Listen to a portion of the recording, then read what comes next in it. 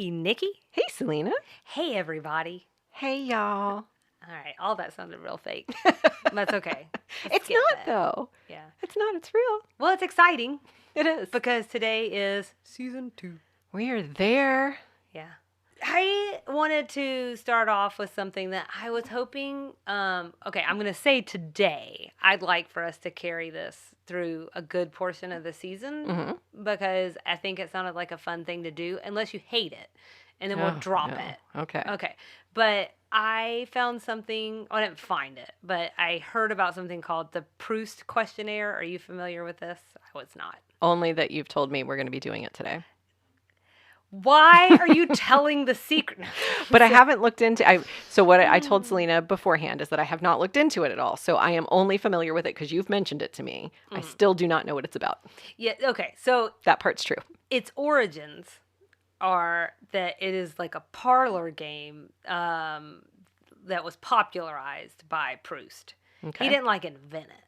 So if you guys don't know, he's a French essayist and novelist, and he apparently liked to have really deep party games because basically what they would do is they would sort of go around and ask these questions. They'd answer the questions, and by answering them, they sort of reveal their true nature. Oh, my. So are you ready to reveal? I'm not sure I want to reveal my true nature on air. Your true nature. Oh, God. That's a terrible start to season 2. Or a perfect start. Also, if people listening, you can play along, which could be fun or horrible for you. So, When we find out I'm a masked serial killer or something. good. I'm so glad you're in my home. So, starting with question 1, I'm going to go, one of the questions is doesn't sound like a positive note to start off. So I'm going to start with the question that feels like it could glean more negative answers. And then we're going to go to the happier question. Lord. Okay. Okay. So what is your greatest fear? My greatest fear these days. This is deep and it's heavy. Well, while you're thinking. I have an answer. I'm trying to you're in word it in This is why I started this way. Okay. Because I was we cannot hop into the podcast after this question. This feels awful to put out in the universe. It's watching something really horrible happen to one of my children and having to watch it and not being able to do anything about it. Oh, yeah. So I'm just going to go out on a limb and guess that's probably a lot of parents' worst Probably. fear. And I had a dream that I still can remember. This was 6 months ago. I had this dream and I remember it plainly where something happened to my daughter. And I just woke up in a complete sweat and it was something I couldn't prevent. There was nothing I could do about it. And that is the most powerless, horrible feeling ever. So worst fear, right in there. That's it. Okay, so glad I could do that for you. I know. Now I'm triggered. Well, so mine will be really revealing because it's the opposite of someone who doesn't have children. Mine is to die alone. So, welcome back. Aren't you glad you came to hang out with us? Oh my gosh. So gosh. I realized, though, it used to be being buried alive, but it slowly dawned on me over time that in addition to that sounding like a terrible time, that at the end of the day, you're in a box by yourself. That's true. Good point. Yeah, so that's really what's at the base of that. It used to be for me a slow death. A slow death where you have to experience every bit of it. So I suddenly went medieval, but I know what you meant. Like a drowning or a suffocation. A quartering. Good God. I don't like the start to season 2. Let's move on. Next question. Okay. So the next question is, it gets better. It gets better. Okay. What is your idea? And what is y'all's idea? Tell us. Of the perfect happiness. Oh, perfect happiness. I literally told Kyle this last weekend, I was in my perfectly happy moment. It just if I ever dream about my perfectly happy moment, it's when my kids are occupied and happy with one another and playing. We are sitting somewhere in our community, somewhere communal in our community, but obviously not talking to people or interacting with people because of COVID, but somewhere outdoors. The weather is lovely. It's that thing I saw the other day that was this is fake fall in the South. We get fake fall, then we get that horrible summer. That was second on summer. our social media. Yeah. So we're in fake fall right now. So it's beautiful weather, and just enjoying ourselves. And that is my perfect, my absolute perfect. That sounds nice. Is that the answer to the question? I mean, I don't think there's any right or wrong answers. There can Wouldn't be. that be terrible? There's If I told always you a right there or was? wrong. Sorry. Okay.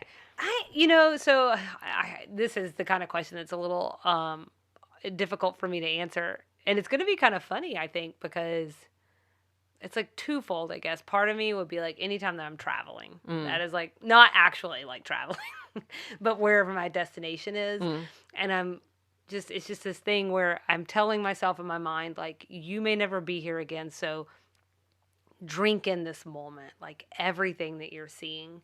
But as much as I like to do that with the big things. I also really like to do that with the little things. So like sitting outside and drinking a cup of coffee, or sitting inside on my couch and drinking a cup of coffee, or She's saying coffee. coffee. Coffee will often be featured. It's also my travel happiness.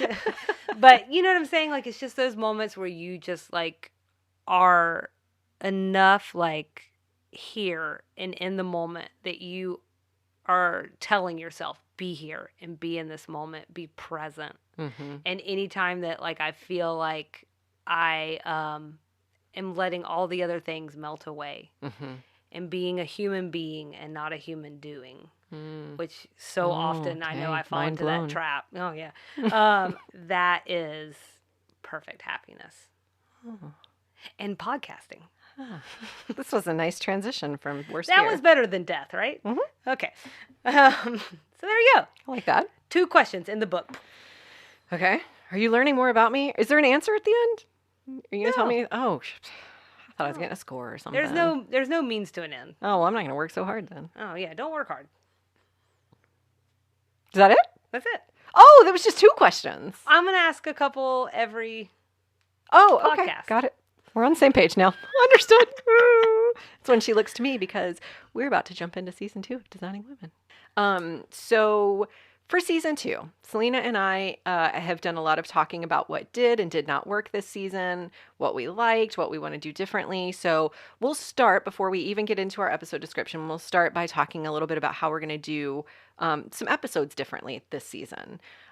So we're going to take a slightly different approach to each episode. Last season, we found ourselves, I think, in this kind of blow by blow or play by play of each episode. And it was very stressful to both of us. And we heard from some listeners that maybe it wasn't the most compelling content to hear us rebuild an entire Designing Women episode moment by moment. It was very stressful to me. Selena has an excellent memory and I have a terrible memory. And so I always felt like I was going to forget a detail that was very important. And it never really is, because it's a sitcom Designing and Women. it's okay. It's not a life or death situation. So when we did the Pretty Woman episode, we did sort of like a big picture. We didn't do a recap necessarily, but we did big picture. Like, what'd you like about the movie? What'd you not like? What really stuck out to you? Should we talk about big themes? We're going to try that this season for the Designing Women episodes. We definitely want to get into the details of Designing Women. We definitely want to talk about certain things in each episode that stick out to us. But that actually gives us more time to do that when we're not so focused on, wait, did Anthony say that before or after Suzanne walked out of the room, or whatever the situation is? So that's how we're going to do it this season. So Does there that you go. sound right? Anything you want to add? I don't think so. Okay. Then, as always, we're still going to do extra sugar because that has incidentally become one of our favorite parts of the show to put together, because it allows us to do rabbit holes in a structured way and go into our Google holes. Google holes, not the right word. You did it. Into our Google search bar and explore things we didn't know. So we'll still be doing that, but that's the biggest change this season. So instead of belaboring that, we'll jump right in. We are not changing this part where we're going to do the episode descriptions. So this week we have Hulu and IMDb. So Hulu says for season 2, episode 1, which is called 101 Ways to Decorate a Gas Station, Sugar Bakers faces a severe test of their creative ability when the winner of their contest demands that they refurbish his rundown, dilapidated gas station. IMDb is, to promote their business, the ladies raffle off a free room redesign. The winner of the drawing is a shiftless, it's a tough word to say, shiftless bum named Eldon Ashcroft IV, who keeps changing his mind constantly. And it aired September 14th, 1987. Selena, you, the ever judgy one of these episode descriptions, Do they pass muster with you? Yeah, I didn't really think that. Well, first of all, I felt like they were really mean to Eldon. I didn't appreciate that. I thought it Oh, was like a little rude. They're like, this piece of crap came into their nice, clean design firm, and he took a poop in the middle of the room. Like that's what it read like to me, and I was like, "Whoa, I think you guys are being like a little harsh." Yeah, so I'm not. I won't always do this, but I did actually throw one together in this oh, case. perfect. It's sort of. Hulu, IMDb, listen up. You've got your next episode description writer sitting right here. I'm right here.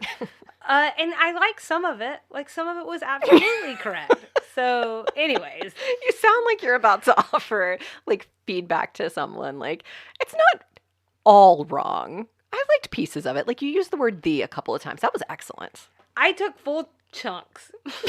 How'd that feel for you? Okay, so to promote their business, which is still facing struggles, the ladies raffle off a free room redesign. Their patience is tested when the unexpected winner turns out to be more than they bargained for.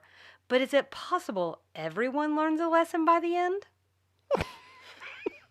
So, what do you think yours added beyond the other two? Don't question me. Ah, perfect. So, we're done. That was Selena's description.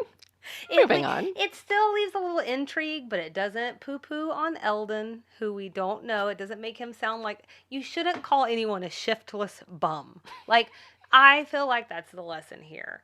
But it also brings in the idea that, like, there's a reason they're doing this raffle. It's like, I started to laugh. It's not just like they're like, oh, we'll do a raffle. It's because the business is struggling. I'm going to start calling my husband a shiftless mom. Oh, no, I think sometimes for husbands that applies. Perfect. Okay. Okay. So, my husband description is a Right. shiftless bum who lives in my house.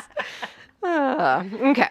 Moving right along. Thank you, Selena. So the episode was written by LBT, while the episode description should have been written by SS, Selena Smith. It was directed by Harry Thomason. And so in Extra Sugar this week, Selena's going to cover a little bit about 1987. So we'll learn more kind of contextually about this year. It was a beautiful year. So our first kind of bucket of things to talk about is general reactions and stray observations to this episode. I'm going to go ahead and jump in and say that you have a soft spot for Eldon Ashcroft, the fourth. I don't even know that's true. I just feel like I just feel like it's not really I feel like there was a lot of strong feelings around this poor guy, and maybe it's the way the episode, ends up that we learn that he's a little deeper than they make him appear in the beginning, maybe. But I just felt like between the description and how they like didn't want to touch him because they were like, ooh, he's dirty. It just all felt really rude, and I didn't really enjoy that. So There was a lot of rudeness in this episode. yes. But it made for good humor. Because one of my general reaction stray observations is that Mary Jo was hysterical in this episode. Oh, okay. I have not laughed at her as much ever, but especially in this episode. The whole like mole situation at the gas station at his house, where Charlene is putting the pieces together that like he has a mole, and Mary Jo says, "I'm so sorry. She had a very bad experience with a mole as a child." Oh, that's fine. Yeah, okay. And then she says later, and this might not have hit you as funny because it was not nice to Mr. EA, but he said, "Good night, sleep tight, don't let the bed bugs bite." And she said, "Yes, and may you also be so fortunate." No, it made me laugh. She was so funny. She was just so funny. Yeah, no. Did any of the characters stick out to you in this episode other than Eldon? I don't know that anybody really stuck out for me. So, yeah. I had a note that Anthony's family is from Alabama. I don't think we've learned that. No, I think we're maybe we'll finally start to get some bio on him. I think maybe a lot of that's because we didn't know if he was going to stick around. Right. I mean, not we. We knew he was going to be there. But like, I guess like maybe they did some of that between season 1 and 2 when they were like, oh well, it's not just going to be 5 episodes. He's Right. going to be like a series regular now. So one thing that really struck me too on this episode, I guess if we're going to talk about a specific character, is Charlene, Mm-hmm. who we see again has a big trust and appreciation for psychics. Yeah. We hear about her psychic a lot. That needs to go on the old bingo card. Yeah, put that one right on there. The last time was in season 1. She went to go see. I guess she sees the same psychic every time. It was about meeting a husband. This time it's about meeting a husband again. There's a theme to their conversations. There is. I'm also like, I'm a little surprised that they don't poke more fun at her. But At the psychic or at Charlene? yep, Ah, okay. the combo of the two, because it feels like everybody else who works there probably would think that's a bunch of hooey. Mm, And so I'm surprised they just, maybe it's just because it's Charlene and they're just like, just go with it. yeah. just let do her have whatever. it. Yeah. On that note about Charlene, by the same token, her trust in people, Yeah. the way Eldon ends up as part of this drawing or this raffle is that Charlene is dropping off Sugar Baker's business cards at liquor stores and dry cleaners. Yeah, it's her fault. It's her fault. Is it her fault or her destiny? Her destiny. That's really funny. Were you caught off guard by the fact that he wound up being the person that the psychic told her about?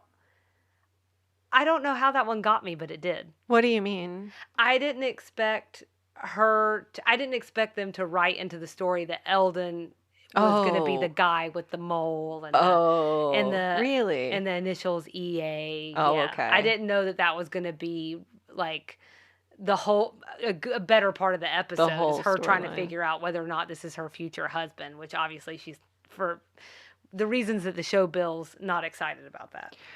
I'm gonna just back up to your episode description and say I feel like that was a gaping hole in your episode description. And does Charlene meet her future husband? Only time will tell. Oh yeah. It's like nobody cared about it.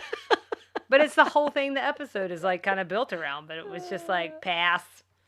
So I don't know, but I was definitely thrown by that. But Eldon's not perfect, okay? No, Let me be clear about he's that. not. As a client. Yeah. So I wrote down all of the things that happen leading up to when Julia goes off on him. Okay. Because I think that's really important. Because Yeah. even the first time I watched this, I was like, man, she's being like real mean. Hmm. But so after this raffle and he wins or whatever, like it's been 2 weeks that they've been working with him. And he's been through 3 wallpapers, 2 floor coverings, 11 sofas, 4 end tables, and 16 lamps. At some point, he requests a vibrating bed with a pay box, as we all do, and a revolving screen lamp with a camp scene. He also wants everything to be red, white, and blue to match the flag, and he wants a flagpole in the middle of the room. The wallpaper incident alone would be enough for me to want to hurt someone physically. He just wants what he's paying for. Oh, wait a minute. Oh, paying right. for it. It's free. Hmm. Yeah. He's got high standards. You know? right. You know? Did you have any other things that like really hit you about this one? I thought it's a goofy setup, but it made for some really funny interactions between the characters. And I think they had to play up Eldon as obnoxious and dirty and all those things because he had to be the polar opposite of these kind of like middle to upper class women. Yes. So on that note, this is a good time probably to ask this. Is Eldon a Southern stereotype? Oh, I And did why or not why take not? it that way. You did not. I didn't. No, I took him as an urban stereotype. With the red, white, and blue flag that he wants That's to a put in good there? point. That's a good point. I didn't think about that. We are also looking through things through a 2021 lens. So That's true. that might be shading things. Well, I am going to tell you that I do think that it was. Mm, And I'll tell you why. Not, again, these are stereotypes. So I'm not saying this A doesn't exist in some form or fashion, but I think the flip side of that is for someone to look at or see a depiction of someone in the South and be like, oh, all Southerners. That's where the problem comes in, right? And so mhm. for me, it was like, this is what I think someone who regularly hears jokes about the South in the TV, okay, on the TV, hasn't ever really In visited their in there, programs. doesn't really leave Manhattan, whatever. Like, this might be what they picture. Someone who doesn't have a lot of means, who doesn't seem educated, is seemingly ignorant about things, and doesn't seem to understand social cues. And see, I would think the same is true of I said he seems like an urban stereotype to me because I would think that is what people think of a homeless person in downtown Atlanta, in downtown Manhattan. I know he's not homeless, but I think that feels to me it's in the same vein of what I think people would assume about a person like that, whether they live in Atlanta or up north. Interesting. Okay. Well, Poor see, Eldon. look, you can go. I know, poor Eldon. Poor Eldon, he couldn't catch a break. I had a few stray observations on this one. Okay, I like the stray ones. Okay. We had a conversation. I don't want to take it down, but in the finale, we were like, are they ever going to mention what happened to Mary Jo again? Oh, yeah. And I think we both were like, no, No. they're not. And we learned today they're definitely not. Okay. And again, we're talking about her near sexual assault with the really terrible client in the season finale. And so just want to like kind of wrap that up that we were right. Yeah. We get to be in the right column occasionally. Occasionally. Right? Okay. Mhm. And then also we said in the finale, like we were going to be on the lookout for Dixie Carter and whether or not she looked different because she reportedly had work done between seasons 1 and seasons 2. That she was very vocal about. I think that's really the only reason I'm willing to talk about this, to Right. be honest, because I like to be that is, along with people's other rights to choose other things, it's also your right to choose whether or not to have work done. So I don't want Right. to ever make anybody feel guilty about that. Did you notice anything different? I'm so not observant about things like that. And I was even on the lookout in season 1 to see like if like what like she just never looked old to me. Like she just never looked like someone who needed to have work done. We can all only dream of looking like Julia Sugarbaker, like when we're in, like for her to be in her late 40s, just still like she's a beautiful woman. She's obviously more mature than the other cast members, but not in a like she looks like Granny Sophia, Guffin. right? She Right. looks like Sophia from Golden Girls, but more in a just like she's just got that air about her. So She got swagger. she really does. So this is my long-winded way of saying no. I didn't really notice it. Yeah, so I just wanted to check in on that because Yeah. that was one thing that we wanted to be on the lookout for. I had a lot of clothes observations in this one. Oh my. Yeah, a lot. Okay. Jump in. I'm going to start with the positives that there were, like Suzanne. Oh no, they're not all positive. They're not all Hold on, positive. let me adjust in my seat so I can hear more. Okay. You good? I'm good. Okay.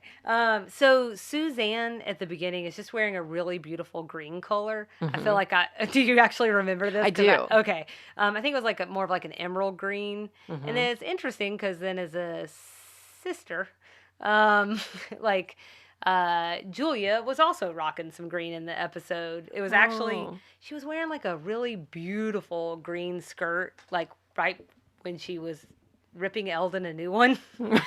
It's that scene, guys, if you want to go take a look. And I just feel like it's hard sometimes to look at 80s fashion and be like, gorgeous, it's gorgeous. So, like, when I see them, like, the ones that look, like, really nice and they're not, like, overly, like, 80s-ish, I want to call it out. The jewel tones always draw me in, like I an love a good jewel emerald tone. color, or even like the fuchsia, but is like that really beautiful, almost like garnet color. It's more red, less fuchsia, but not super red. I think the jewel tones were really the jewel of 80s fashion. There you go. It's too loud. Like I don't usually find myself in jewel tones now, but they can really pull it off. Well, it's also interesting, too. I'm just, quick side comment here.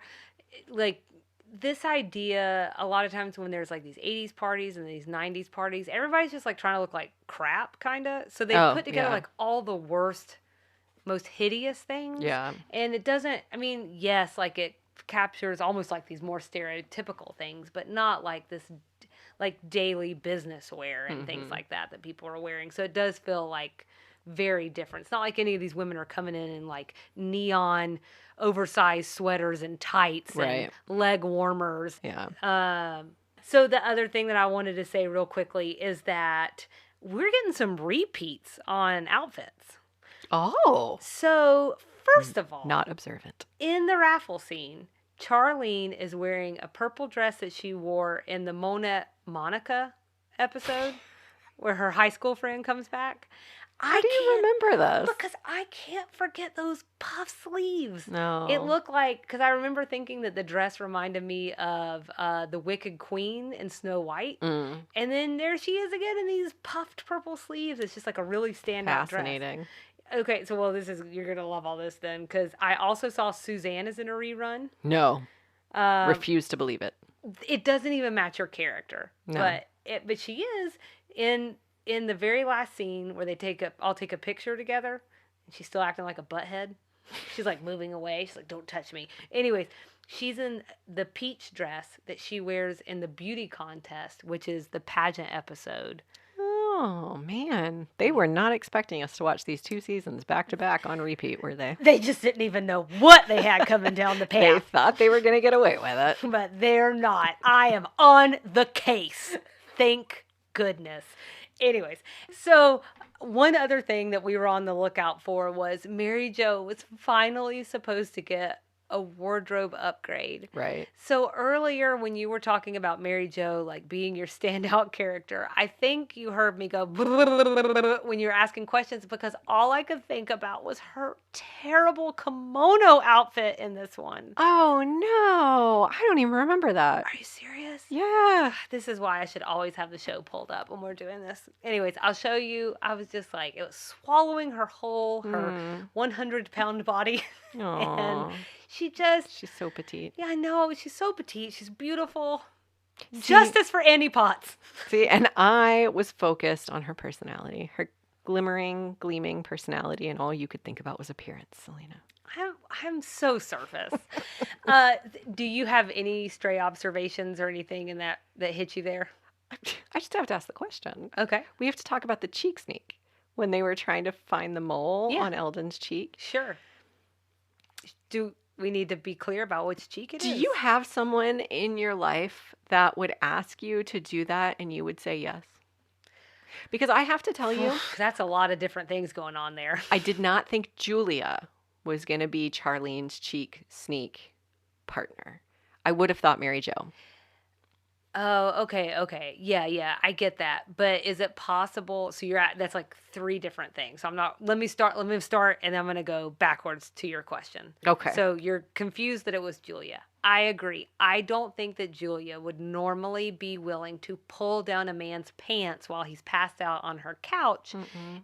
It looks like she's about to have her own Me Too moment. I'm telling you what. And which was delightful. It really was. The way she was straddling him was so funny. It was everything. But wouldn't Julia finally give in just to have somebody shut up? That's true. That's the only way I can make it make sense. But that doesn't answer your question. But I have to stop in the interest of not being hypocritical. Yeah. You're pulling down someone's pants right now. Super boundary pushing. She should not have done that. It made for a lot of humor because I don't know why. I don't know why it's funny that she was doing that, but that man tried to. She was trying to prove a point, I think, and it was surface. She just needed one quick sneak. Yeah. She wasn't trying to take advantage of him. Oh, do you feel like we need to say that in case people think that... It feels hypocritical to be like, it was so hilarious. She was disrobing this man on her couch. And then to be like... It's fair. It's the same reason that I'm struggling with this idea of the way that they were treating him. Like he was subhuman at some points of the show. Without being like, let's take a minute, get real serious about this sitcom, But I do see that, and I see what you're saying too. Honestly, you should probably never be pulling down anyone's pants. That's the lesson here, guys. But it's always the lesson. We'll suspend reality for a second because it was really hilarious to watch Julia straddle him on the couch, and not in It wasn't sexual. Watch the episode. It's not sexual. Not at all. She's wearing oven mitts. It's all business. It's all business. Yeah. She's got an investigation to complete. Well, and it's not sexual at all because the whole purpose is she's trying to find out if he has a mole on his butt that would ultimately make him Charlene's future husband, and Charlene is having like a meltdown about it and won't Yeah. shut up. So then Julia jumps in Yanks to his control the pants down. situation. I see. Okay. Right. That's what I think is going on. But you asked a question. Would I do that for someone? I think I know the answer, but I have to ask the question. Is your answer that you think it's yes? Yes. Okay. And I think you have a list of like 12 people you would do it for. Or I've already done it for. So I just feel like I don't like now would that happen? I don't know. I can tell you I've been to a psychic. Okay. Good. Well, I'm just saying, like, what behaviors match up? I kind of put it in the category of like, I have a friend with whom we have an agreement that if anything were to happen to her, my number one goal is to get to her phone first. So that, similar to the off-air conversation we were just having, embarrassing text messages and Google search histories do not make their way out into the world. Oh, So the yeah. question is, like, Not with cheeks- Kyle. No. Well, no. Although maybe I should. Maybe that should be part of our will. I don't know. This is a friend of Oh, mine. yeah. He's sort of on his own. I don't know. He's never asked me. You're on your own, buddy. Right. Sorry, Kyle. So it's that question of like, this is that like best friend in the world. Like, would you do something like this? And I think for that same Then friend, just putting it that way, for that same friend, I do think I would be willing to help whatever they need. whatever it took. Yeah. So that was my last stray observation. That just I was sitting there. That was the thing I was fixated on, was this crazy thing, and these two characters doing this crazy thing together. It is not the two characters I would have put to do it, and then it led me down the thought process. Fair enough. Maybe Mary Jo couldn't move around in her kimono. Full circle. It's full circle. Okay, so we had like a fair amount of general reactions, Mm-hmm. and one of us had a lot of stray observations. It's not important who. It's not important. They know who. They know. But now, like, let's talk about like the things that we really, really liked about the episode. So, Okay. Start us off, Nikki. What did you really like about season 2, episode 1? I am feeling a little self-conscious about my main sort of what I really liked, given the fact that you feel like they mistreated Eldon very badly. Because I really liked the storyline. I thought it was silly. I thought it was really far-fetched. But I just thought it made for some really clever lines and some really quick comedy. And I just thought it was funny. I don't think we're miles apart on this. Okay. It's the very first thing I said is I thought the general setup of the episode is interesting, realistic, and I like that it builds on season 1. Mm-hmm. So, I mean, I don't think like In the sense that this storyline exists because Sugar Bakers is in financial trouble. absolutely. Okay. And I think I don't like that they're struggling, but I like that they're not like, you know what, let's open a business and then it's like super successful. Right. It's like it would be the equivalent of the Friends apartment. Right. You know, like, oh, okay, sure, you're 22 and you have like a $10,000 a month apartment or Right. however much it would be. So I thought that was good. Actually, I don't know if you felt this way, but I just like the raffle idea. Oh, yeah. I thought that was so good. Yeah. And It gets even better when you start putting your business card in liquor stores and you just open up your potential clientele. every time. I mean, I don't think the dry cleaner was the problem. So that made me laugh. She's like, liquor stores and dry cleaners? Not the dry cleaner. Yeah, I'm like, okay, well, one of those I could see how it was a little dicey, but, you know, she's like, and elementary schools. So I don't know. But I also just love a good before after.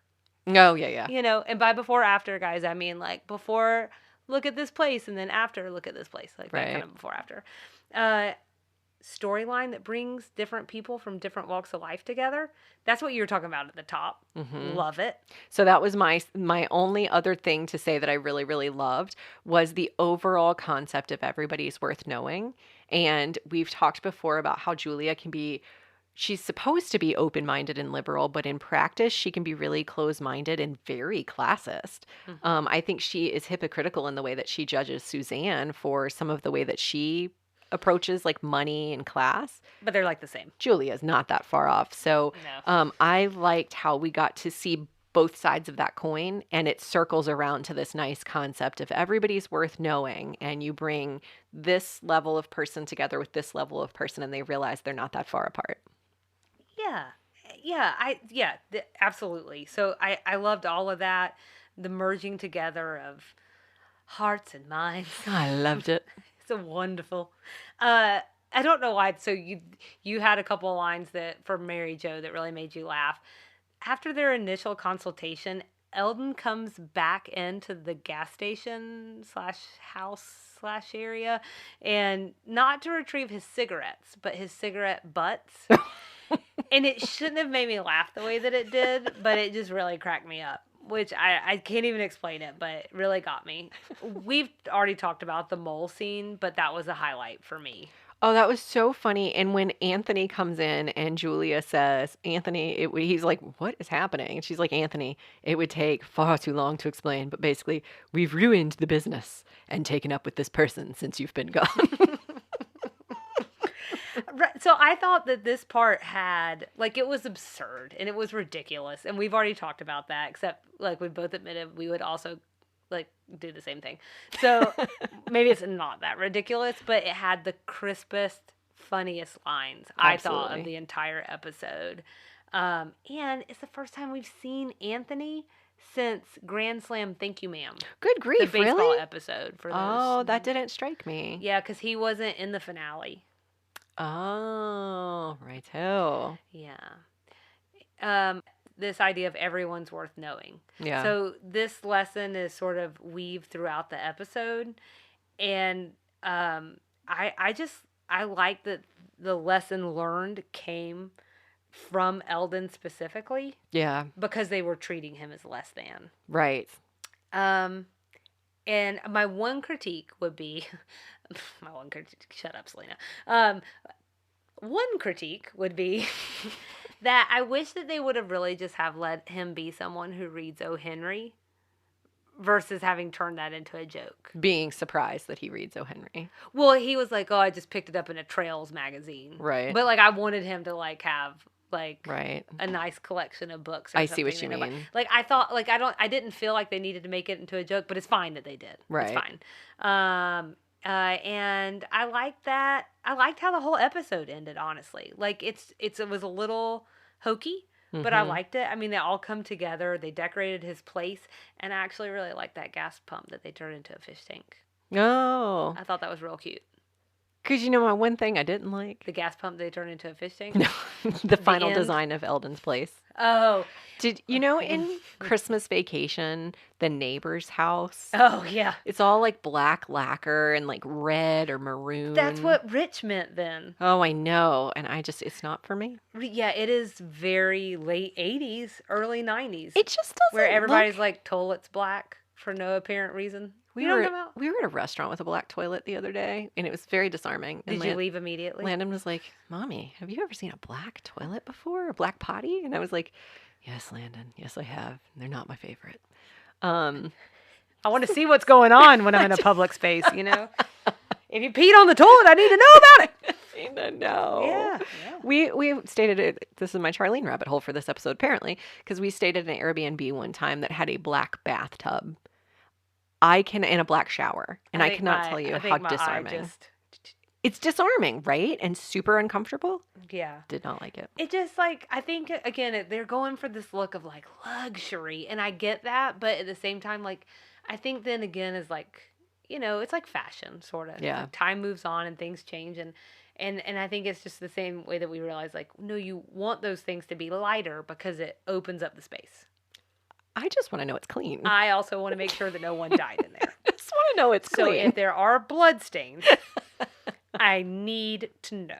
But I'm sure there are people who liked it. That was my I think we've talked a lot so far this episode about how the ladies treated Eldon, which was, I'm totally on board, was not always super fair and not always super appropriate. That's the most Southern I've ever heard you be. Oh, really? Oh, girl, I had to jump in and say it. Yeah. I didn't even hear it. The way you just said fair. Oh, I sorry. wish we could play it back. No, I'm so excited. We're turning her Southern, guys. We're turning her Southern. in Always been, accent. I was going to say, always been Southern. It's just the accent. So they weren't always super fair to him, and that I'm totally on board with. But I thought that it made for really clever writing. But the only thing I didn't like was that design. It just wasn't for me. Yeah. Is you want to talk about the things we don't like? I'm there. Okay. So I guess that I've was already it. talked about mine. That was it. That's it. That's strong. That speaks to the strength of this episode. I've already talked about mine. It was just watching them treat him roughly. So Not fair. yeah. And I mentioned too also like Suzanne acting weird in that picture. That's it. Otherwise, I thought that this was a good episode. It did take me twice to get it. I will tell you something that I think is changing in season 2. What's that? Which I think is good news. So we talked a lot in the last season about like, once you watch something 6 times, it's not as enjoyable anymore, Yeah. The episodes we've watched so far, when I'm watching them again, I'm liking them more. Oh, good. So Good. you go, LBT. Yeah. You go. Go. And then go over here. Come on our show. So, Nikki, Uh-huh. do you want to rate this sucker? I do. Oh, that felt good. I haven't said that in a long time. You haven't. It's been a while. Yeah. What's the rating scale? Oh, I wonder if ours are going to be similar. Sneaky cheek peeks. Oh, that's so good. Mine was butt cheek moles. That's what I call a rousing good start for season 2. Well, tell us, Nikki, how many sneaky, peeky cheekies do you have over there? I'm giving it 4 sneaky cheek peeks. Wow. It's not quite a 5, but I thought the writing was really clever. Mary Jo was so delightful. She was just so funny, I think, in a way we haven't seen her be funny. You know how I feel about Charlene. You know how I feel about Suzanne. And I feel like I'm coming around on Mary Jo because she got so many good lines in this one. Mm-hmm. Anthony was on screen for about 2.5 minutes, if that, and stole the show. Every time. Every single part he was in, every line, every whatever was hilarious. So I thought it was, like you said, the word you used, it was an absurd storyline, but it set them up for such clever, crisp writing, and I absolutely loved it. Nice. All right. Well, I'm close. Okay. Mine's 3.5 out of 5 butt cheek moles. Oh, we're instituting the halves now, are we? I think I've gone halvesies before. you So like I said, I liked it more on rewatch. We haven't gotten into this O. Henry reference yet that we get. We're going to, just so you know. But, all that brought in that we'll talk about here momentarily, that all made me like it even more. Oh. Like me going to research some stuff. Oh, okay. I'm not like, and sometimes I'm home, I just like to quote O. Henry. I'm just really not that well read. And I'm a lit minor. Ha!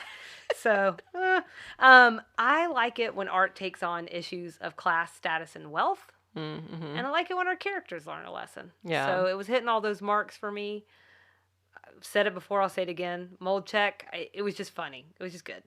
My 1.5 points off was because I thought the pacing was a little slower than it should have been. Oh. Maybe they were building that around Eldon. Like, that's the noise that I just hear around him every time he walked on scene. I see your face over there. Not sure what's happening. That's his theme music. And I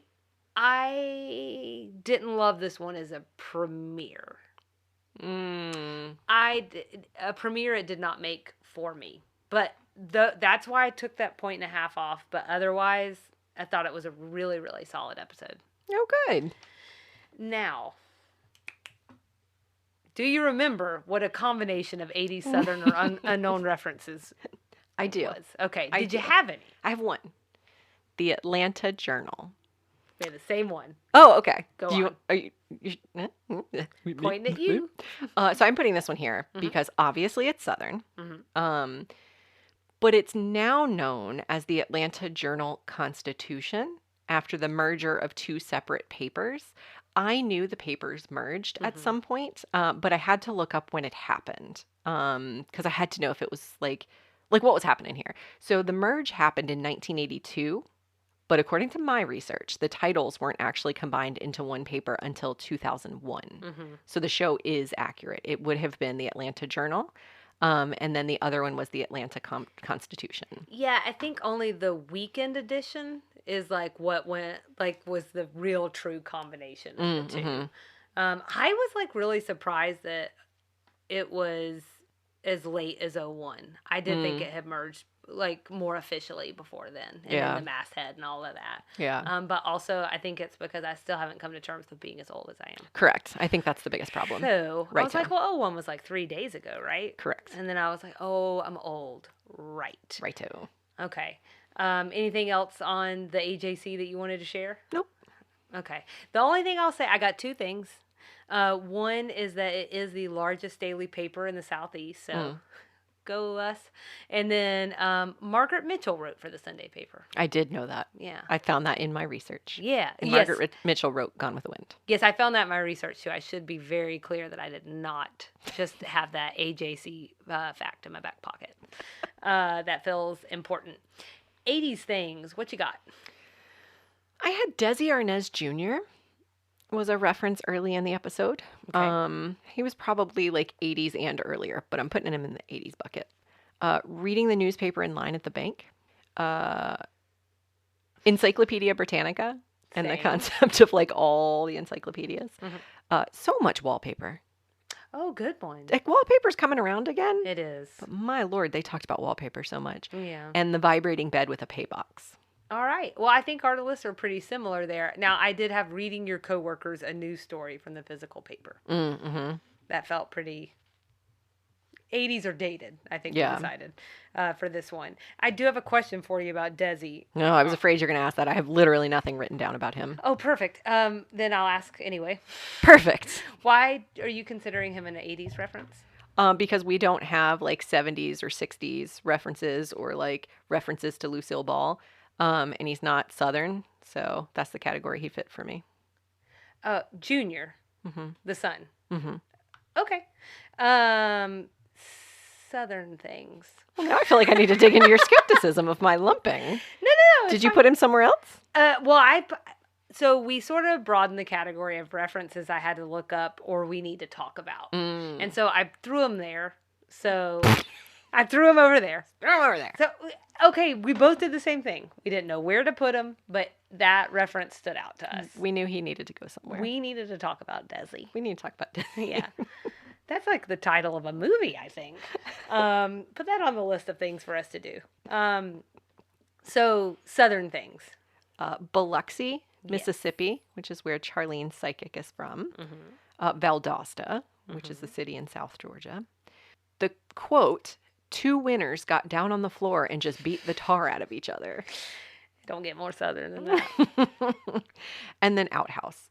And I have something here. So this is not exclusively Southern. They've been used for centuries and they've been used in other countries. But for some reason, I think talking about Southern stereotypes, they tend to be associated with the South. So I'm putting it in here. For anyone who doesn't know, an outhouse is a place where you go outside. It is literally a little tiny house outside. You go and do your business. And I'm really only bringing it up to share with you that at Stone Mountain, which is a landmark here in the metro Atlanta area, Wikipedia says you can find an opulent 19th century antebellum example. It's called a it's called a 3-holer. Oh, no. And it's at the plantation area of the state park. I got so many dirty jokes running through my head right now. I think you just broke my brain. I had my engagement pictures taken in the Stone Mountain sort of three-holer? area. Sitting on it. But I saw no 3-holer. So it's on my list of things. I've been to Stone Mountain a zillion times. I've never seen the 3-holer. Well, whenever you're ready to take the show on the road. That's all I got, Selena. Okay. That's a good point about outhouses. Did your grandparents have an outhouse or did they have indoor plumbing? I think by the time I came along, Well, I mean, like before you were born. oh, my mom's side of the family, yes. I believe when my mom was growing up, they used an outhouse. Okay. When your mom was growing up too. I believe that's true. Wow. 'Cause Okay. My mom's parents were, they lived in a rural area and they were older when my mom was young. And I Okay. think they just hadn't fully adopted indoor plumbing yet. Okay. I think that's accurate. My mom's not listening, so she can't correct me. So I'm gonna lean in on it. Lean in. And then maybe one day, 10 years from now, when mom listens, she can correct me. Because I feel like my grandparents, like maybe one grandma always had indoor plumbing. They make fun of her. They're like, "You so rich." And then the other three, do with that what you will. And then the other three all had outhouses when they were wee, Oh. not going well when they were going They wee, were going wee but and also wee. when they were a wee. Quite small. Yes, quite small. I am sure my other grandparents all had outhouses growing up because they all grew up in rural parts of South Carolina. My mom's parents is the closest generationally to me, and it's all about me. This is another sidebar that I am terrified of porta potties. Terrified. Isn't it weird? I mean, I'll do it because it's either that or pee my pants. Although I'm often in a heavy debate with myself, but I'm just so scared I'm going to get locked in there. I should Oh, have put that's that in your fear. my Proust. But what am I? I'm alone You're afraid of getting locked in there. with pee and poop. See, I'm afraid of just like everything is right under It's you. right. Yes, it's just no good. What if it gets dumped over? I mean, What if a just, snake comes up out of it? What? Well, there's a new one for me that's gonna scare the tar out of me. um, And it's extra funny because it's tar in a porta potty. uh, um, I'm like over here crying. Okay, so we mentioned another Southern thing at the top, but just to reiterate, Alabama again, where Anthony's family's Right. from. I also have Biloxi. Julia calls the kids in the parking lot she ran into cretins. Oh, That felt pretty Southern. really? Oh, what is that? In origin. It sounds Greek to me. Maybe it's the way she said it. Just a bunch of cretins. That You know. that was one of my favorite parts of the episode that I should have mentioned was when she did that whole, "Oh, mama, got to get me some of that." Yeah. That was very funny. It was good. Oh, I said, Eldon? I didn't know what I meant, but I just think he was the Southern reference. I had to look I was like, what am I talking about? And then hemmed and hawed. Mm. That feels Southern. And then somebody said at one point, stark raving crazy. They were probably referring to Eldon, Oh yeah. but that one stood out for me too. All right, references we need to talk about. Desi was at the top of my list. Okay. I only want to mention that to say that, like, I don't know, like you mentioned, I Love Lucy, but so Desi Arnaz Jr. is Desi Arnaz Sr. I don't actually know he's a senior, but in his title, like in his actual name, but he's best known, in my mind, for playing Ricky Ricardo in I Love Lucy, but he was many things. Desi Arnaz Sr. is. Yes. Yes. Musician, TV executive, lots of things. But his son, so Junior, is also an actor and a musician. Mm. So, in fact, you're not going to know this reference, but I'm going to say it for anybody who will care. He was very briefly married to the woman who played Pam Beasley's mom on The Office. Mm. So, who dates Steve Carell for like a hot second. And there was Oh. like 2 really, really funny episodes about it. We got to get you watching more of The Office. That's what I'm saying. Yeah, I gotta look up this woman because I probably know her. I think you will. Okay, so what else do you have in your references? Esso Station. Same. Second. Okay. Second. Mm-hmm. Esso was a trading name for ExxonMobil. Mm-hmm. It's kind of a long explanation. I will just say it sounds like that name, Esso Station, wasn't really used after 1972. Oh. Mm-hmm. And I'm not entirely sure there was ever even an Esso Station in Georgia. They good were call. definitely in South Carolina. Mm-hmm. So Esso was created after Standard Oil broke up. And so after the Standard Oil breakup, Standard Oil, or Esso, ended up with gas rights in a number of states, but Georgia wasn't listed. So I'm not sure good that part call. was accurate. Well, they're owned by ExxonMobil, who I feel like probably more people are familiar with. And the only other thing I had written down is that the phonetic pronunciation of Standard Oil, S-O. Right. And then it's spelled E-S-S-O, which caught I was like, okay. I like a nice you were really in the history. And I'm like, oh, S-O. Right. Okay. What else you got? I think my next one is probably a big one on yours was Mr. O. Henry and the 400. Okay. You want to do it? Take us into it. Okay. The 400 Million was a collection of short stories by O. Henry, who is an author. And it was actually in response to a newspaper, like opinion piece or commentary, where the author said there were, quote, only 400 people in New York City who were really worth noticing. And then he goes into something about the census taker and like how annoying it is that now we've got this census where they're trying to count all people. There's really only 400 you should be worried about. Um, so then O. Henry ended up saying, making a case that every human being in New York is worthy of knowing. My fun fact about this one, to bring it back full circle Southern, is that O. Henry was born William Sidney Porter in North Carolina. Oh, look at you. Okay, well, we went at this from two different angles. Perfect. So it's great. We're going to fully round We've out got this two sucker. different mics. Well, that's the title of our next podcast. Be watching out for us on Two Mics. It's a Wondery podcast. It's not. It's not. It's not, guys. We're not Wondery. Wondery doesn't know about us. No, but they will. Anyways, so the guy who wound up naming those 400 people, this happens during the Gilded Age. He was named Ward McAllister. He was a tastemaker of his day. And I've got another Southern connection for you in a second, but he was like the gatekeeper of New York City's creme de la creme.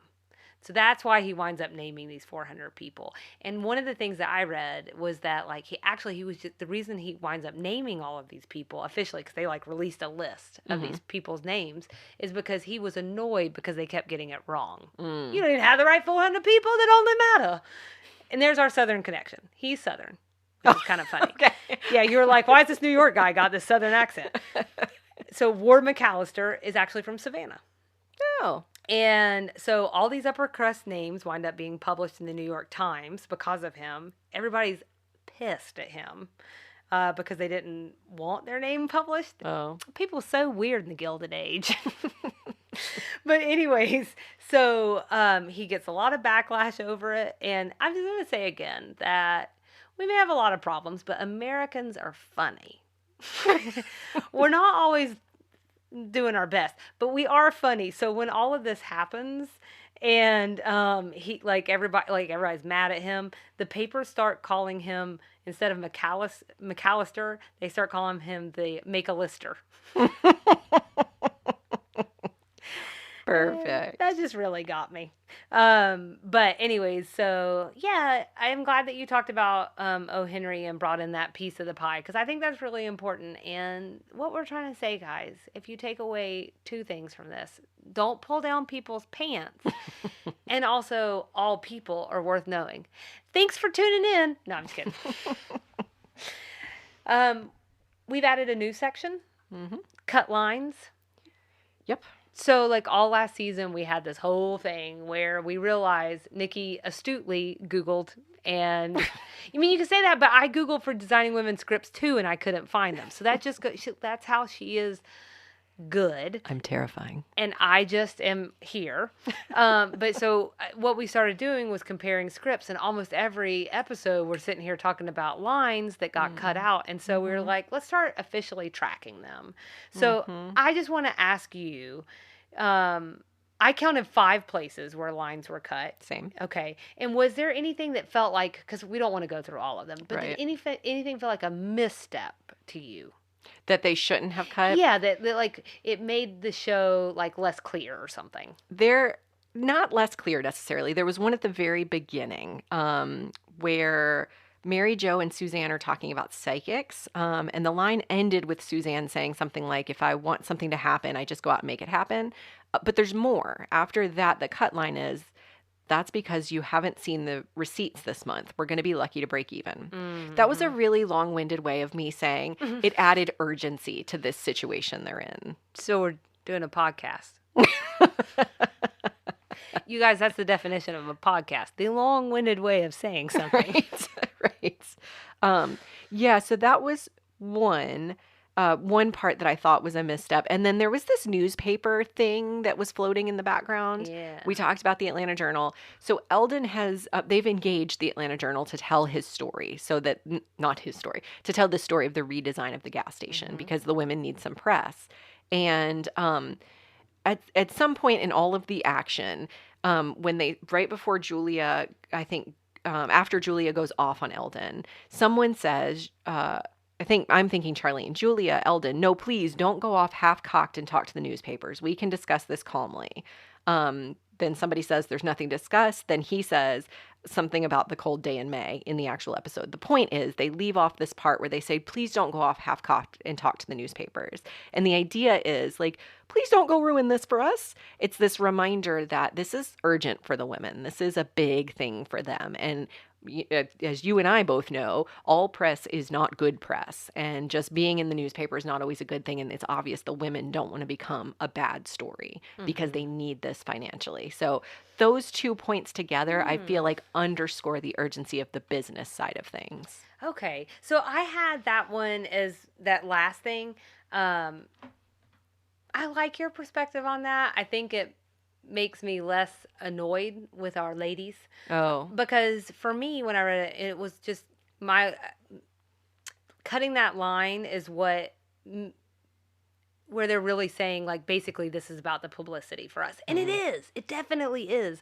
But that to me, coupled with the way they're treating Eldon, is just sort of underscores this idea that he's not a person, he's just a means to an end. Like we're trying to get him out of here and get a good news story out of it. And so, again, I don't think anything I'm saying is incorrect. It just makes them less palatable in this episode for me. It's tough because if I'm putting myself in their shoes, that's the way I would have approached it. This was supposed to be so in and out. It was supposed to be easy. Like, who doesn't want their room redesigned by professional designers? Who is going to be, when you're getting something for free, don't ask for, 100 crazy things. And then there is that level of class that, is, to your point, not palatable. But I can sort of see where they would be like, oh my gosh, you're getting something for free. Come on, man. This was just supposed to be a nice story in a newspaper. That's it. The only other thing I thought that would have like made it a little bit more clear is like it also felt like they could have left in some lines that I think would have built up that frustration. Yes. So they cut some of the lines that sort of up the ante on that side of things before Julia like goes off on him. Yep. And I think that makes Julia look worse than she actually is. Yeah. And I thought that was kind of unfortunate. Yeah. So that's pretty much it for me. Okay. Well, that wraps up Season 2, Episode 1. I thought you were just going to say Season 2. On to Season 3. So our next episode is called, it's Episode 2. It's called Ted and Tammy, or Ted Remarries. We've seen two names. Yeah. It's very odd. As always, we love folks to follow along with us and engage. We're on Instagram at Sweet Tea and TV and Facebook at Sweet Tea and TV. You can email us at sweetteatvpod@gmail.com. And on our website, you can find a summary of every one of our podcast episodes, along with some resources that we used along the way. So we're at www.sweetteatv.com. And hang tight for extra sugar. What you got this week? This week, we're going to be talking about 1987. So hold on to your britches or something, and we'll see you around the bend. Bye!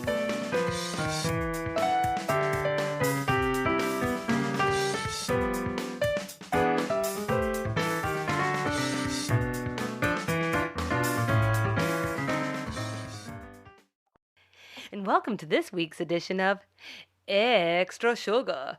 So, as Nikki told you, I told you, we're going to be talking today about 1987. We've been in 1987 for a minute now, actually. But we're going to talk about 1987 today just to sort of like, get us in the mind frame of this year as we continue to live in it for the next however long for season 2. So 22-ish episodes. So step back in time with us, if you will. And I wanted to just real quickly, like, go over some basics. The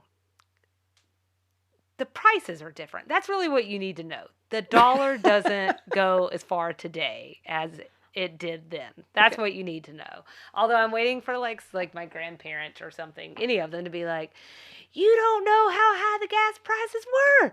This was the crisis of, I don't know. Anyways, that's also not what my grandparents sound like, but it's okay. So average cost of a new house, $92,000. So if you're looking at the market today, I mean, that sounds real good. That's all I'm saying. Yeah. It's not a good time to buy a house, guys. Like, yeah, like $500,000 for a like family-sized house right now. Yeah, it's bad. It's not good. Um, I Zillow a lot. I'm yeah, very familiar with the price of real estate in our area. just I think most, I'm like, we've talked about, is it time to move, blah, blah, blah, and then I'm like, nope, just No, gonna, hold out another year or so. yeah, we just enjoy it. So average income per year was $24,350. Wow. Average price for a new car was about 10,300, Come on now. something like that. So, and then a gallon of gas was 89 cents. And I'm just going to share two quick inventions just to make you feel old. In Perfect. 1987, disposable contact lenses were, Oh. so we're older than disposable contact lenses. Oh. Maybe one day that'll be like Betty White being older than sliced Sliced bread, Yeah. Prozac is also approved by FDA. Oh, wow. It felt very fitting for 2021. I don't Perfect. know. Yes. So the other thing that I really just wanted to do was I found this BuzzFeed article. I sent it to you. Like I said, like we don't want to spend forever talking about how much everything did and didn't cost and blah blah blah blah blah and all the historical events. Like I want to talk about TV in 1987 because we're real surface like that. So I sent you something, and the BuzzFeed article is called "This is what the world looked like in 1987." I would also like to point out that I think there's a typo in their title. Oh. And it's a 2017 article, so That's it's lived for quite some time. that's great. That's great. This is what the world looked like in 1987. So I'm just there were 3 really big movies that year. It's going to take me a while to get over that. So just so you know, our sources are good, guys. Don't worry about it. There are 3 really big movies in 1987, and I want to see if we have any movies that need to go on your watch list. Okay. Okay, so we have 3 Men and a Baby. Seen it. That was actually the biggest movie of the year. Does that surprise you? A little bit, yeah. I don't think that would happen today. You might be right. Yeah. It's not a Marvel movie. No. So, I don't know. Anyways, I don't see that happening is all I'm saying. I'm trying to picture it, and I think you're right. And then I just want to say that this is a very weird year because let's talk about the next 2 biggest movies that tied, it looks like. Mm-hmm. Fatal Attraction. Mm-hmm. Now, have you seen it? I don't think so. Are you familiar with the boiled bunny plot? Hmm? Okay, so do you know anything about Fatal Attraction? Is Fatal Attraction the one with the leg crossing? No, that's Basic Instinct. Basic thing. No, then I know nothing about Fatal Attraction. I like that the leg crossing is what you took from that. Yeah, that's what everybody remembered was her legs crossing. Anyways, I've never seen the movie, so I've only ever seen the edited, like, satire version of it, which is the crossing of the leg. Sure, not sure. The other part. right. So, okay, so it's Michael Douglas.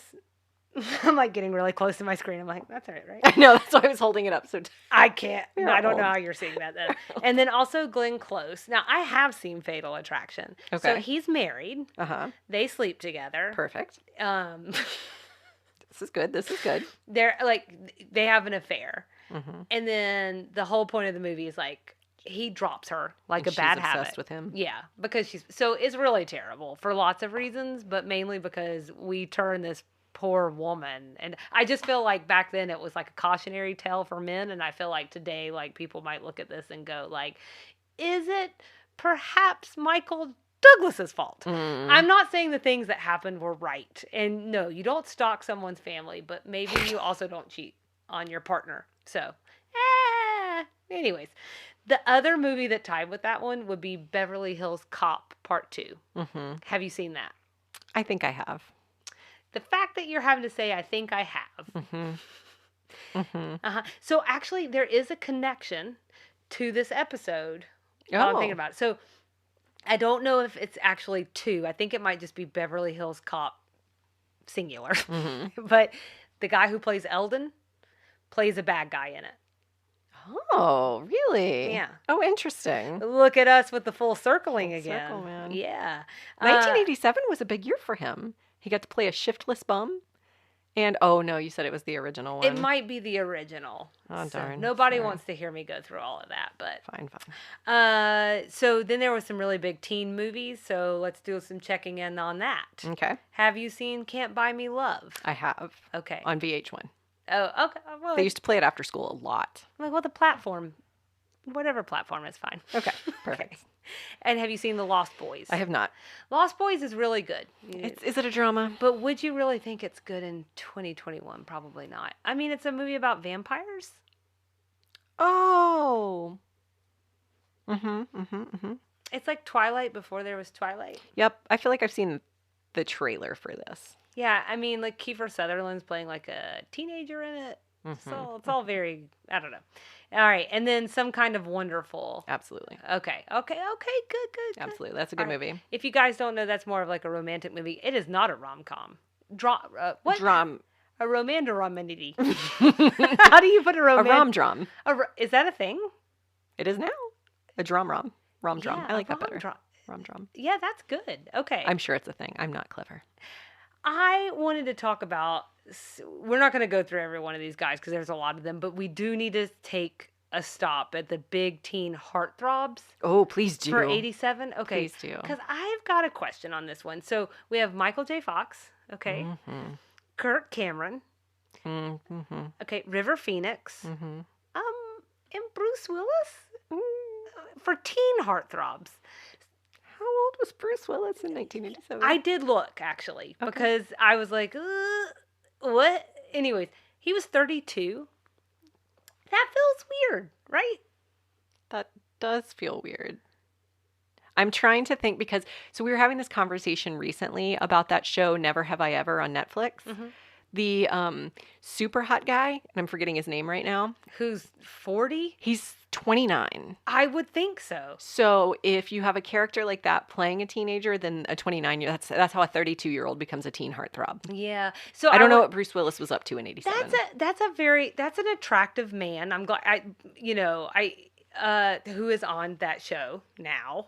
Oh yeah. Okay. Mm-hmm. So he's an attractive guy. He obviously doesn't look 40, but I definitely, when I saw that, I was like, he's not 16 or however old they're supposed to be in that show. You Yeah. could just tell. Yeah. Man, they really 90210 that one, didn't they?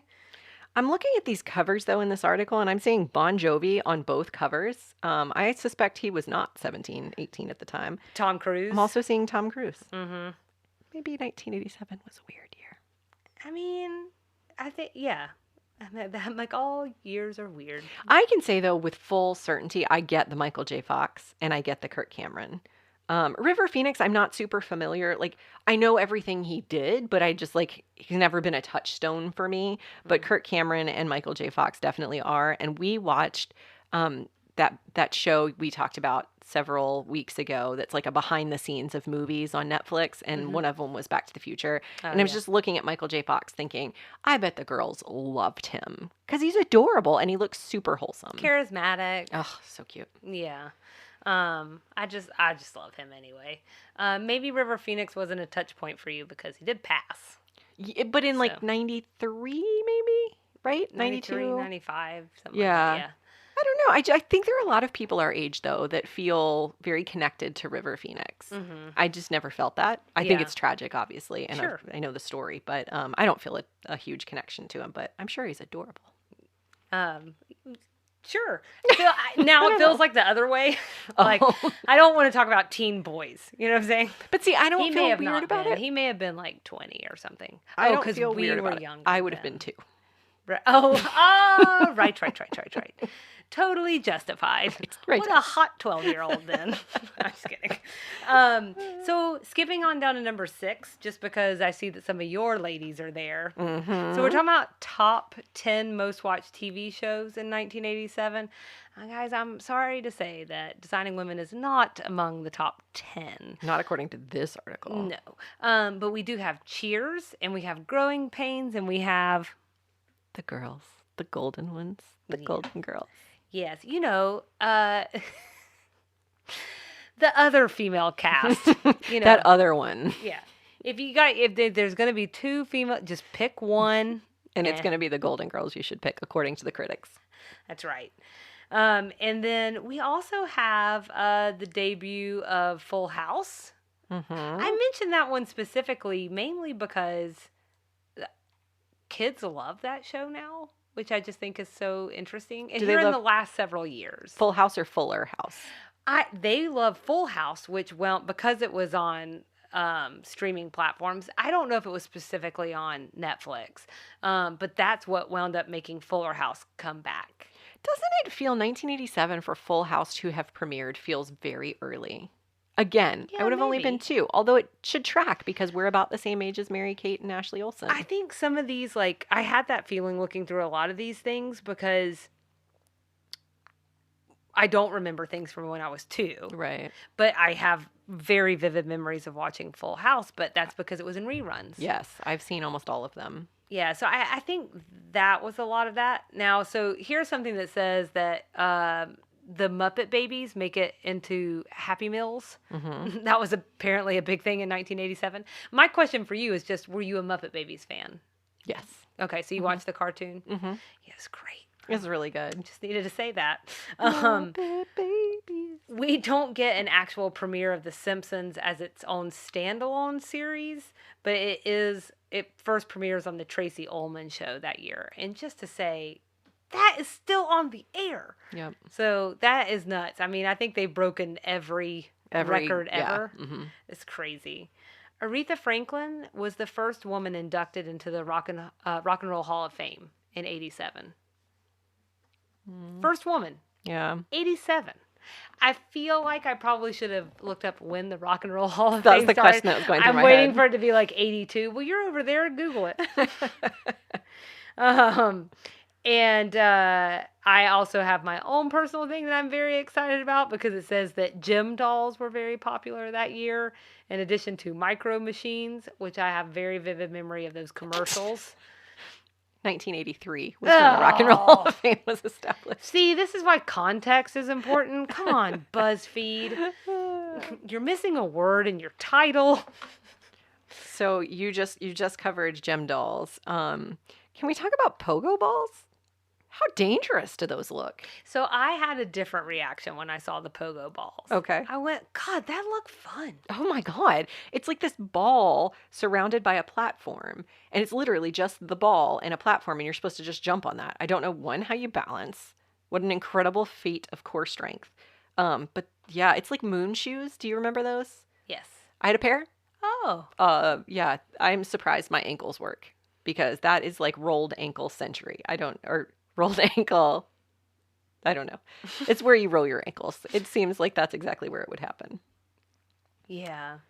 Yeah, I think all toys were more dangerous then. It's true. Micro machines. What a choking hazard. Ladies and gentlemen, over here to our left, we have a mother. And you look at everything as a death trap.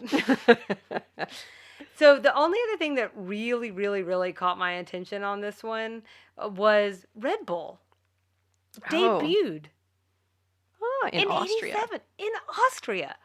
Okay, so it clears up something, but also I'm like confused about another point. But like, what it clears up is why the commercials are so weird.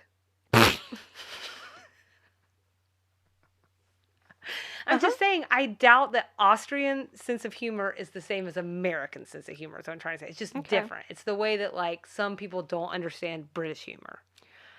My question is, like, did it take Red Bull just a really long time to make it through the FDA? Maybe Because I'm going to tell you, I've never been a big Red Bull fan. it's disgusting. Rock Stars, though, when I was in college, I got into Rock Stars, and I literally would drink like 5 a day. And I'm not joking you when I say I graduated college and moved home. I detoxed from Rock Stars for about 2 weeks. I would literally shake during the day. I had an energy drink phase. And I'm going to tell you right now, Nikki Mace, there was an energy drink called cocaine. Oh, I feel like I Do you remember remember that. that? I feel like I do remember that. How did that get through FDA? This is what I'm saying. It burnt my throat. This is what I'm saying. It was like gasoline. We're usually pretty particular about stuff like that here in the US. A little loosey goosey. Yes and no. I think don't they say that if white sugar went through today, it wouldn't pass? Oh. I'm going to go ahead and say that, guys, do fact check me on that because that is something I think I was told and never looked up. So, for whatever that's worth. But yeah, so I was actually, yeah, that was the other thing that struck me. We kind of went at it from two different ways, but I was definitely like, Red Bull, why did it take you so long to get here? Right. Because I think of it as like a around college age thing. Yeah. That like when it got here, everybody went crazy over it. Yeah. Like, also the flavored ones. The original one is just sugar water. Yeah, Okay, I don't let's just like call it. it what it is. But they do have other flavors that are better. But I'm just like, I want coffee and I want my coffee hot. So I've just had such a thing with Rockstar that energy drinks in general scare me. So I usually don't. Coffee doesn't count. Coffee's not an energy drink. Are we going to talk about Dirty Dancing? I just got to it. Oh, okay. I'm still scrolling your list, and I wasn't. When you said that a second ago, I thought you were wrapping up. It probably sounded like I was, and maybe I was. But it's because I hadn't gotten to Dirty Dancing yet. And so I didn't want to talk about like some of the other things I was seeing in between. Don't worry, guys. We'll post the article. You can spend as much time as you want with it. So yeah, so Dirty Dancing was released in '87. It becomes an unexpected hit. Mm-hmm. I think in our final finale, we suggested that you go watch the Netflix series, The Movies That Made Us. Mm-hmm. Nikki's like, who are you?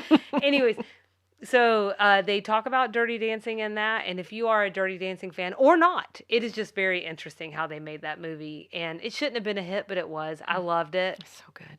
I've seen it 1 trillion times. Fun fact, I got that on VHS probably as a 5-year-old for Christmas from my very unassuming grandmother. I never would have guessed she would have sent me Dirty Dancing, but she did. So that movie has been part of my life since I was about 5 or 6. Sure. It's not super inappropriate. There are a couple, like the whole abortion storyline, I think could be a little intense, but it's worded, so it's like coded. You kind of have to know what's going on to understand what's happening. So I think a 5 or 6-year-old probably could watch it. Definitely in the 80s, early 90s, we got away with a lot. But it was just so odd. My grandmother sent me that. Yeah, Carry no, on. I get that. Well, I mean, like I said, I went and saw Pretty Woman with my aunt when I was 5. Perfect. So, you know, and I also watched Dirty Dancing. I don't know how little I was, but I know I was little. Yeah. Yeah, and then just, we got to give a shout out to 2 really big cartoons that premiered that year. Teenage Mutant Ninja Turtles, the first one. I don't want to hear about all this redo stuff. I don't want to hear about it. Because let me tell you why, Nikki Mays. Why's that? Turtle in a half shell. Turtle power. You got it. And DuckTales. Woo. Only the best theme music ever. Of all my kids love that theme song because we have been going back on, I think it's on Disney Plus, but I could be getting my platforms wrong, but it is on Disney Plus. So we've been watching it with them and they love the song too. Yeah, it's an awesome theme song. So it deserves to be celebrated. Well, that's 87, kinda. Sounds like it was a good year. That's 87 in a turtle shell. That's 87 according to BuzzFeed. That's right. And their typos. So trust that. Trust us. And we'll see you next time. Thank you for this edition of Extra Sugar.